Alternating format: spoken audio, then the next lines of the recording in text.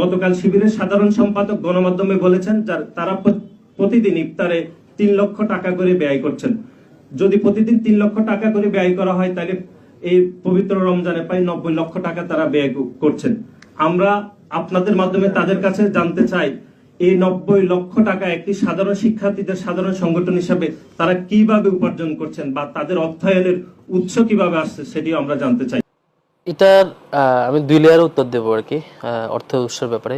Number 1 হচ্ছে আমার এখানকার সংগঠনের স্ট্রাকচার কি, যেটার কারণে আমার এত অর্থ আসার একটা মানে লাইন তৈরি হয়।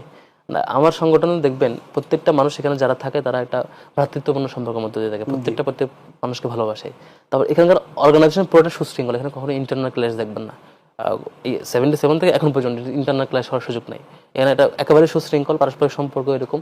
এর পাশাপাশি আমাদের নিজেদের কখনো ভুল থাকলে আমরা একে অপরকে শুধরে দেওয়ার জায়গা থাকে, মানে সংস্কারের উদ্দেশ্যে আমরা একে অপরকে শুধরে দেওয়ার চেষ্টা করি। এর বাইরে আমাদের টোটাল সিস্টেমটা নিজেদের মধ্যে অডিট সিস্টেমের আওতায় প্রতি 6 মান্থে আমাদের প্রত্যেকটা ছোট ছোট ব্রাঞ্চ, বড় বড় ব্রাঞ্চ, প্রত্যেকটা ছোট ছোট ইউনিট নিজেদের মধ্যে অডিট করি। ফলে যেটা হয়, আমরা রানিং যারা থাকি তারাও এখানে ডোনেট করি, আবার রানিং যখন সাবেক হয়ে যায় তারাও এখানে ডোনেট করি। সাপোজ মনে করেন ধরেন যে আমি আমার মাসে ফ্যামিলি থেকে ৫,০০০ টাকা নেই ধরেন, বা একজন শিক্ষার্থী এরকম নেই, সে তো খাওয়া দাওয়া করে বা তার খরচ আছে, ওখান থেকে সে ১০০ টাকা বা একটা অ্যামাউন্ট তার সাধ্য মতো ৫০০ টাকা তার টিউশন থেকে এখান থেকে একটা অ্যামাউন্ট সে নিজে ডোনেট করে। আমাদের সমর্থক থেকে কর্মী থেকে শুরু করে সদস্য পর্যন্ত প্রত্যেকটা মানুষ পার মান্থ তাকে দিতেই হয়, এটা বাধ্যতামূলক। মানে একটা ফান্ড সে এখানে প্রতি মাসে দেয়, এটা একটা মিনিমাম সোর্স। সে এখানে একটা অভ্যস্ততা তৈরি, একটা মানুষ যখন সে সংগঠন করে ৫-৭ বছর, সে প্রতি মাসে চাকরি না করা সত্ত্বেও দিতে থাকে, তার যে দরদ তৈরি হয় এখানে, সে সাবেক হওয়ার পরও তার কর্মজীবনে পুরো জীবন সে এখানে তার ইনকামের মধ্য থেকে দেয়। আমাদের প্রাইমারি সোর্স হচ্ছে আমাদের এই সকল সাবেক এবং বর্তমান ম্যান পাওয়ারদের যার যার সক্ষমতার আলোকে দেওয়া আর্থিক সহযোগিতা।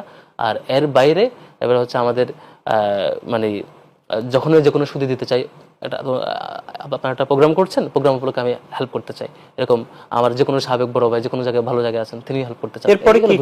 গতকাল শিবিরের সাধারণ সম্পাদক গণমাধ্যমে বলেছেন তারা প্রতিদিন ইফতারে ৩ লক্ষ টাকা করে ব্যয় করছেন। যদি প্রতিদিন ৩ লক্ষ টাকা করে ব্যয় করা হয় তাহলে এই পবিত্র রমজানে প্রায় ৯০ লক্ষ টাকা তারা ব্যয় করছেন। আমরা আপনাদের মাধ্যমে তাদের কাছে জানতে চাই, এই ৯০ লক্ষ টাকা একটি সাধারণ শিক্ষার্থীদের সাধারণ সংগঠন হিসাবে তারা কিভাবে উপার্জন করছেন বা তাদের অর্থায়নের উৎস কিভাবে আসছে সেটিও আমরা জানতে চাই। এটার আমি ২ লেয়ারে উত্তর দেবো আর কি, অর্থ উৎসের ব্যাপারে।